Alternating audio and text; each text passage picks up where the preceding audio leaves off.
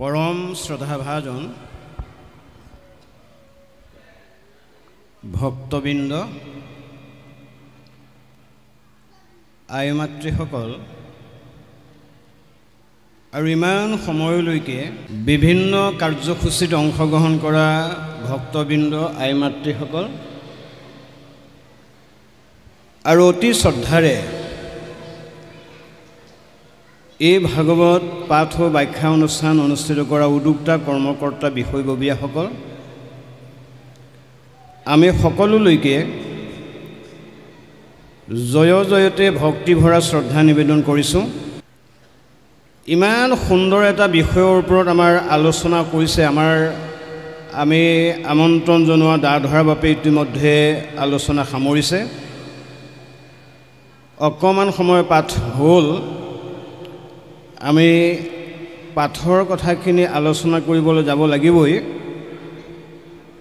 যে ভাগৱত আমি আমাৰ জীৱন শৈলীৰ মাজত অকণমান চাব লাগিব। আমি শাস্ত্ৰ কিয় শুনিব লাগে? শাস্ত্ৰক পঢ়িয়া জ্ঞান ভক্তি নাহি যাৰ, পঢ়িয়া পণ্ডিত নোহে যেনখিল পকাৰ, পঢ়িলে বস্তুক জানে শুদ্ধ হৈ চিত্ত, পঢ়িবেলা গয় শাস্ত্ৰ জ্ঞানৰ নিমিত্ত। যে আমি ভাগৱত শুনাৰ উদ্দেশ্য জ্ঞান লাভ কৰিবলৈ আমি ভাগৱত শুনিব লাগে। আমি জ্ঞান লাভ কৰিলেও নহ'ব, আমি প্ৰয়োগ নীতিবিলাক শুদ্ধকৈ ব্যৱহাৰ কৰিবৰ কাৰণেও ভাগৱত শুনিব লাগে। ৰজা পৰীক্ষিতক এইকাৰণে যুগৰ ধৰ্ম, কলিযুগৰ ধৰ্ম ক'ব লগা হৈছিল। এতিয়া আমাৰ ভাগৱতে কৈছে যে কলিযুগৰ তিনিটা জাতিয়ে ভাগৱত শুনিবলৈ ইচ্ছা নকৰিব। আমাৰ আইসকলে, বাপসকলে ধুনীয়াকৈ পঢ়িছে। কোন কোন সেইকেইটা জাতি? ব্ৰাহ্মণ ক্ষত্ৰিয় জাতি, ব্ৰাহ্মণ ক্ষত্ৰিয় বৈশ্য, ব্ৰাহ্মণ ক্ষত্ৰিয় বৈশ্য, এহিতি নিজাতি নুশুনিব মোৰ ইটো কথা কাণ পাতি। এতিয়া কোনে শুনিব? ৰাম শূদ্ৰ সবে ধৰিবে ক যত বেদ নীতি, আচৰিব নৱবিধ আমাত ভকতি। ৰাম সেহি হেতু শূদ্ৰ কুলে হৈব মই ইজাত, পৰমৰ শস্য কথা কহিলো তোমাত। এতিয়া প্ৰমাণটো আমি নিজক কৰিব লাগিব যে যি মানুহে আভিজাত্যক গৌৰৱ কৰে, যি বিদ্যাৰ গৌৰৱ কৰে, যি ধন সম্পত্তি গৌৰৱ কৰে, এইজনে সদ্যহতে ভাগৱত শুনাৰ পৰা বিৰত থাকিবই লাগিব। এইকাৰণে আমি নিজকে যেতিয়ালৈকে অজ্ঞানী আৰু শুদ্ধ বুলি অনুভৱ কৰিব নোৱাৰে, তেতিয়ালৈকে ভাগৱত শুনাটো ইমান সম্ভৱ নহয়। এইকাৰণে কলিযুগৰ ধৰ্মৰ সম্পৰ্কে ক'বলৈ যাওঁতে ইমান ধুনীয়াকৈ কৈছে যে কলিযুগৰ মানুহবিলাক পাপ পংকিত হৈ এই সংসাৰ চক্ৰতে জীৱবিলাক ঘূৰি ফুৰিব লাগিব।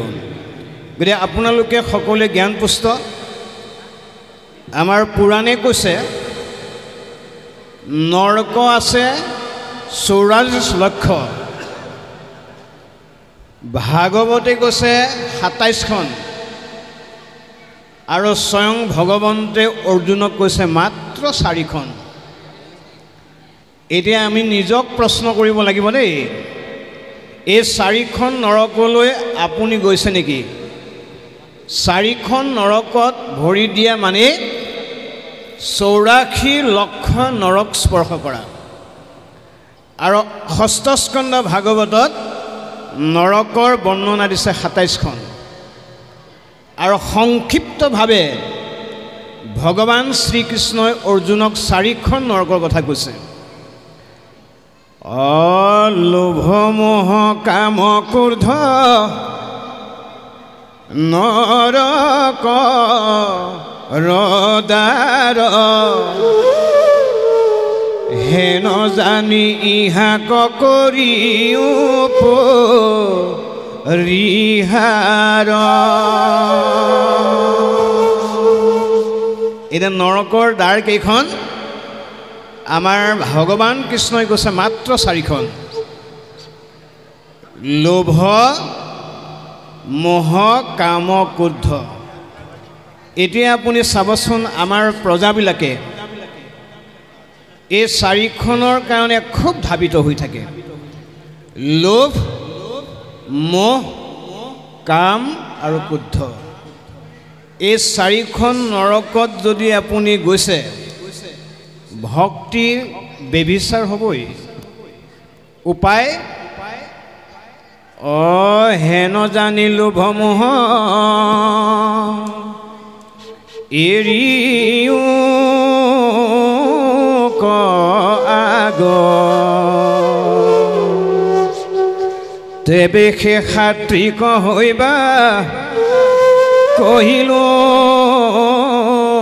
তোমাক। এইকাৰণে ভক্তিৰ ক্ষেত্ৰত আমাক ভগৱান কৃষ্ণই কৈছে যে তোমালোকে পাৰিলে এই ৪খন নৰকৰ পৰা বিৰত থাকিব লাগিব। এইটো ৪খনৰ লগত সম্পৰ্ক ৰাখি যদি আমি ভকতি কৰিছোঁ, তেতিয়াহ'লে ভগৱন্ত প্ৰভুৱে নিজেই নকৈ শুকমুনিৰ দ্বাৰাই ৰজা পৰীক্ষিতক শুনাব লগা হৈছিল।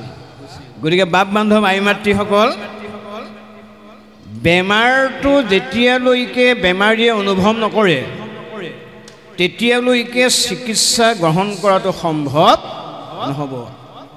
এই ৪খন নৰকৰ একোটা বেমাৰ যদি আমাৰ নাই বুলি ভাবোঁ, তেতিয়াহ'লে কথাটো বেলেগ।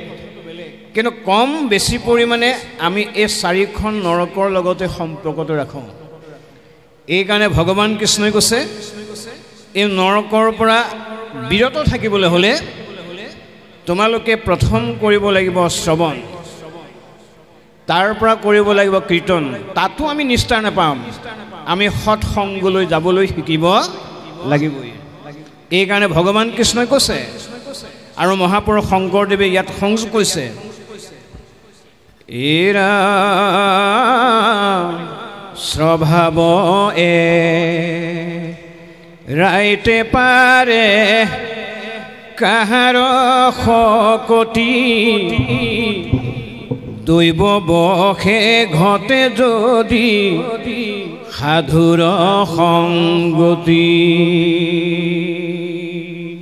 এইবিলাক আমি স্বভাৱ ত্যাগ কৰিবলৈ হ'লে আমি সাধুৰ সংগলৈ যাবই লাগিব। এতিয়া সাধু বুলি কাক আমি ল'ম? ৰামে সৰ্বধৰ্ম তেজি যিটো মোকে ভজয়, তাৰ নাম সাধু মাতৃ জানিবা নিশ্চয়। এইকাৰণে ভগৱান কৃষ্ণই কৈছে দে স্বভাৱ এৰাইতে পাৰে কাহাৰ শকতি দৈৱ বখে ঘটে যদি সাধুৰ সংগতি। আৰু ঘোষাত মহাপুৰুষ মাধৱদেৱে লিখিছে সাধু সংগ অনুসৰা শ্ৰৱণ কীৰ্তন কৰা পৰিহৰা পাখণ্ড আচাৰ। এই ধৰ্মবিলাক আমি যেতিয়ালৈকে গ্ৰহণ নকৰিম মানে 365 দিনে এদিন মনত ৰাখিব এবছৰ 364 দিন যদি আপুনি ভকত সেৱা নকৰে নামঘৰলৈ আহি নমস্কাৰ এটা কৰিবলৈ সময় নাপায় পিতৃ মাতৃক যদি শ্ৰদ্ধা নকৰে আপুনি 365 দিনৰ লেতেৰা মলিবিলাক এদিনত আহি পেলাই চাফা কৰিব নোৱাৰিব। সেইকাৰণে আমি পাৰিলে ভকতৰ সংগলৈ যাব লাগে। ভকতৰ সংগলৈ গ'লেও আমি চাফা নহ'ম যদি নিয়মটো ভুল হয়। এতিয়া নিয়মটো আমাৰ ভাগৱতে কৈছে অ কৃষ্ণ ভকতক দেখি কৰে নমস্কাৰ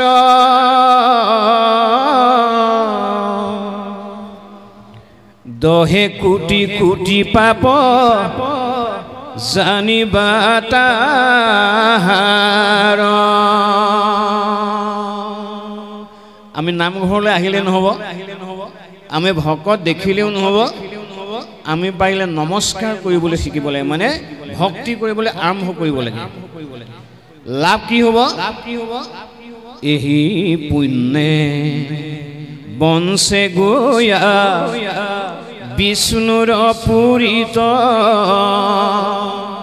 পৰম আনন্দে থাকে মাধৱৰ সহিত। এইকাৰণে 4 বেদ 14 শাস্ত্ৰ মুখস্থ থাকিলেও আমি ভকতি কৰাটো সম্ভৱ নহয়। যেতিয়ালৈকে ভকতক সেৱা নকৰিম যেতিয়ালৈকে ভকতক ঈশ্বৰ জ্ঞান নকৰিম যেতিয়ালৈকে ভকতক আত্মা বুলি জ্ঞান কৰিব নোৱাৰিম ইয়াত নমস্কাৰ কৰি অহাকালি ৰাস্তাত যদি আপুনি তৰ্জনী আঙুলি দেখুৱাই ভকতজনক গালি পাৰে ইয়াত সেৱা কৰা লাভটো আমি নাপাম। এই মাধ্যমটো আমাৰ বাহিৰত থাকিব লাগিব ভিতৰত থাকিব লাগিব। আজি ইয়াতে নমস্কাৰ কৰি অহাকালিলৈ যদি একেজন ভকতকে আকৌ গালি পাৰি দিওঁ আমাৰ যথেষ্ট অপকাৰ হ'ব বুলি ভগৱন্তই নিজেই কৈছে অ মোৰ ভকতক যদি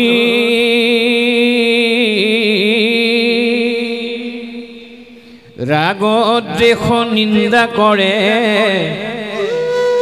শৰীৰত দুখক দিয়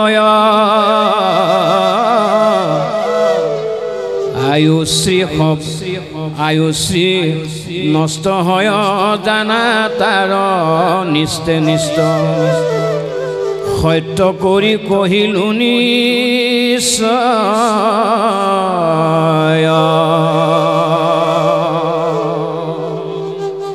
যে আজি নমস্কাৰ কৰি যোৱা ভকতজনক কাইলৈ যদি বাটে পথে দেখি পেলাই আপুনি গালি পাৰিলে বা বিদ্ৰুপ ভাৱ মনলৈ আনিলে ভগৱন্তই কৈছে তোমাৰ পৰা মই 3টা সম্পদ লৈ যাম।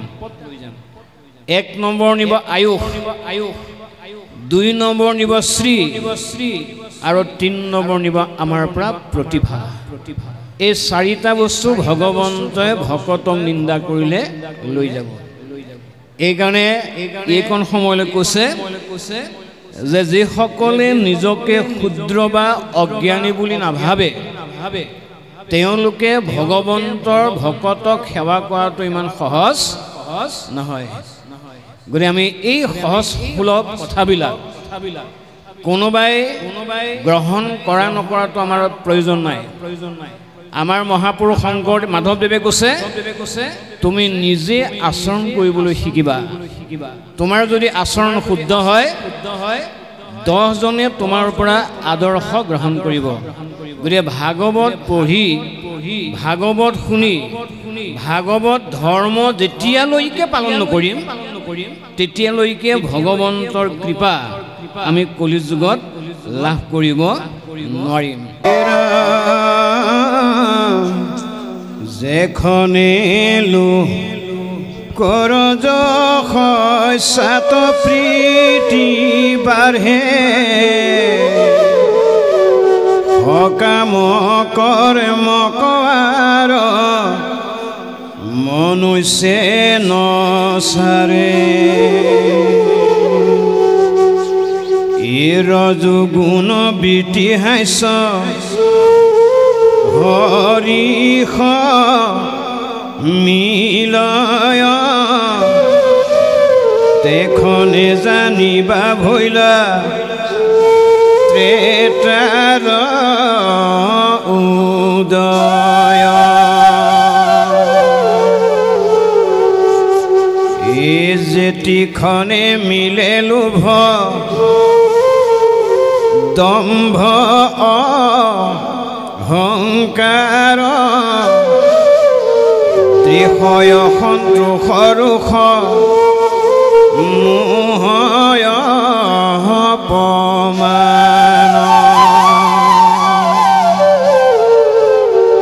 এই কৰে কাইম কৰ্মৰ জো তম বিতৃষয় তেখনে জানিবা ভৈলা ধাপৰ উদয়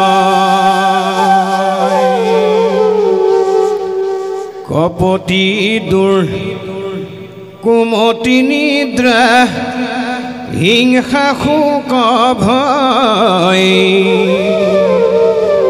দিন দুখ বৃষাদতা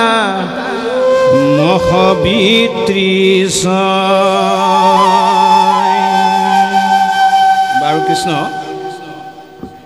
যে ইমানকণ সময়লৈকে আমাক ভাগৱতে ক'লে আৰু আমি যদি অকণমান বুজি পাওঁ তেতিয়াহ'লে কথাটো ঠিক গ্ৰহণ কৰাত অসুবিধা নহ'ব। এতিয়া আমি সকলোৱে জ্ঞাত যে আমাৰ জীৱবিলাক তিনিটা গুণেৰে জীৱবিলাক বন্দী হৈ থাকে। যে আপোনালোকে জনা কথাহে আমাৰ কৈছোঁ, যিগৰাকী ৰজাই মাতৃৰ গৰ্ভতে বিষ্ণুক পাইছিল, দৰ্শন পাইছিল,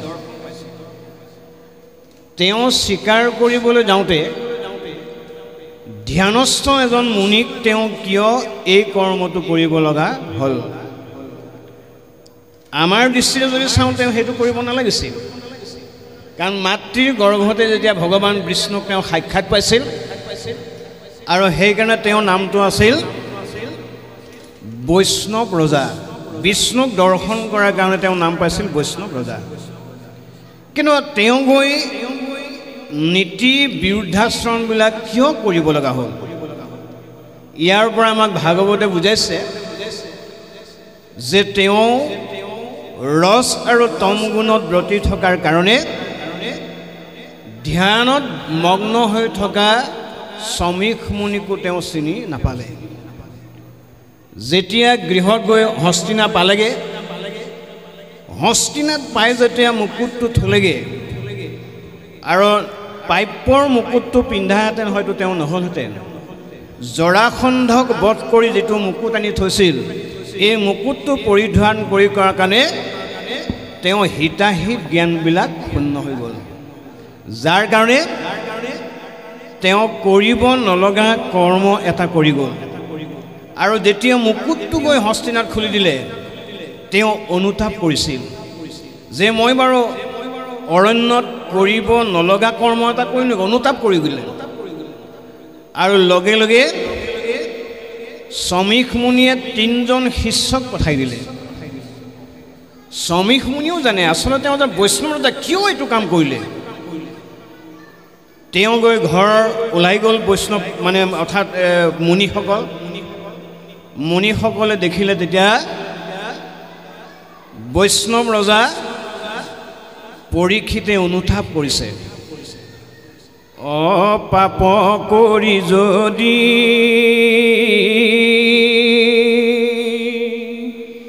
অনুতাপ কৰে তাৰ ভৈল পায়চিত্ৰ কৃষ্ণক স্মৰণে সেহে মুখ্য পায়চিত্ৰ কহিলো ইটো নিত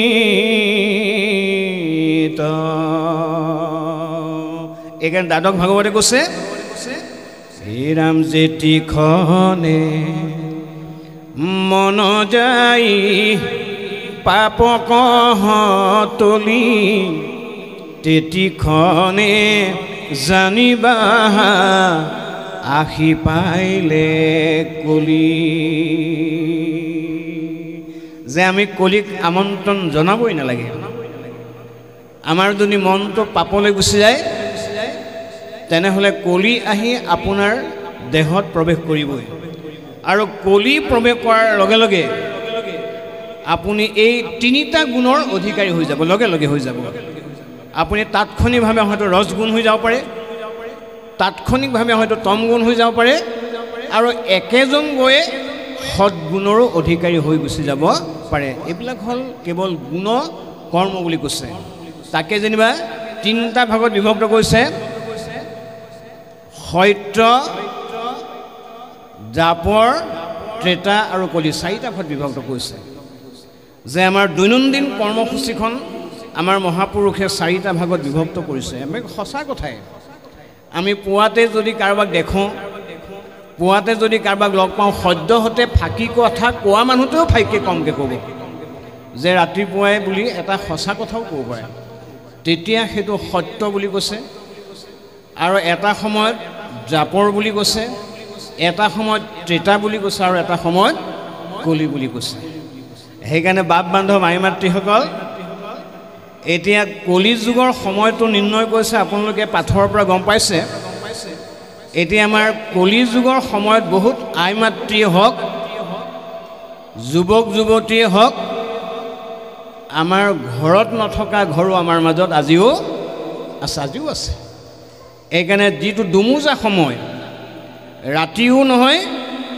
দিনো নহয় এই সময়কণ আমি কি কৰিব লাগে ঈশ্বৰ উপাসনা কৰিব লাগে ধূপ এডাল জ্বলাব লাগে নমস্কাৰ এটা কৰিব লাগে আৰু তেতিয়া আমাৰ মনলৈ কলিটো নাহে বা কলি অনুভৱটো নহয় কিন্তু এতিয়া আমাৰ বহুত অনুষ্ঠান প্ৰতিষ্ঠান বা আই বা বাপক দেখা পোৱা যায় সেই সময়ত স্বাস্থ্যৰ কাৰণে ফুৰিবলৈ যায় এতিয়া ফুৰিবলৈ যাব লাগে ৰাতিপুৱা 4টাত উঠিব লাগে উঠি পেলাই এপাক ঘূৰিব লাগে এতিয়া আমাৰ বিপৰীত হৈছোঁ আমি সন্ধ্যা হ'লে ফুৰিবলৈ যাওঁ আৰু ৰাতিপুৱা 9-8 বজালৈকে আমি শুই থাকোঁ এইটো আমাৰ ধৰ্ম কেনেকৈ হ'ব সেইকাৰণে বাপ বান্ধৱ আই মাতৃসকল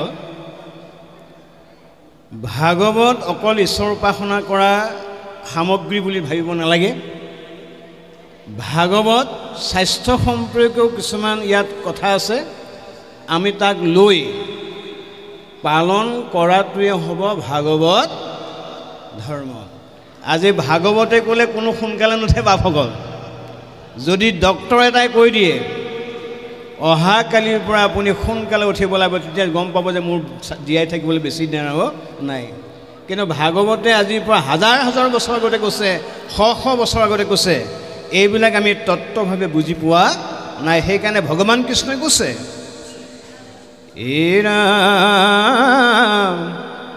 শাস্ত্ৰ জানয় যদি তত্ত্ব নাজানয় হুই নুহি নুগুচয় মনৰ সংশয় আমি একদম তত্ত্বৰূপে যদি আজি দৰ্শনবিলাক গ্ৰহণ কৰোঁ তেতিয়া আমাৰ বুজিবলৈ আৰু জীৱন যাত্ৰা অব্যাহত ৰাখিবলৈ আমাৰ যথেষ্ট সুবিধা হ'ব বুলি আমি ভাবিছোঁ ইয়াৰ পাছত কি কৈছে আমি অকণমান কৃষ্ণ এৰা পাপৰ পথক লাগি মন যায় তলি তেখনে জানিবাসী পাইলে পাপী কলি কলি দুখ দুনাই শুনি নিপতি নকৰিবে দুষ্ট কলি কোননো সংগতি হুইবে মন মতিয়েকো নাচৰিবে পুণ্য পাৰিবে বিস্তৰ খাইবে কিন্তু ভাগ্য শূন্য আতিদিন দুখী বিত নৈবে প্ৰচুৰ তথাপি পাতকি লোক হুইবে কামাতুৰ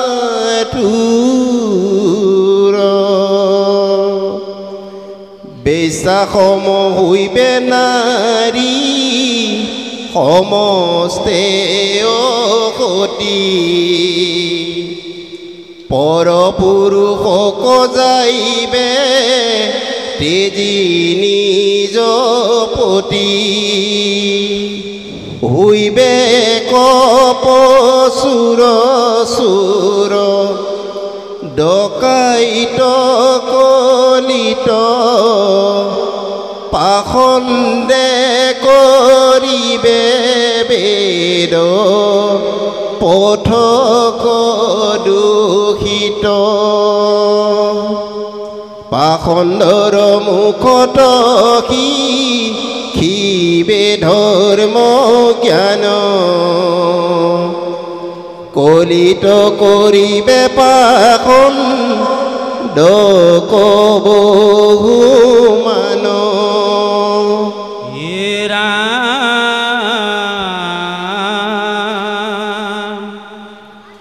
আন একো জীবে কাক ৰাজায়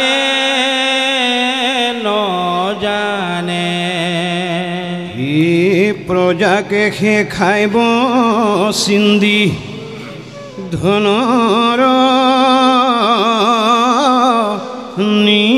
নিদানে মেৰি বেকতি যে জাতি ধৰ্ম নিৰন্তৰ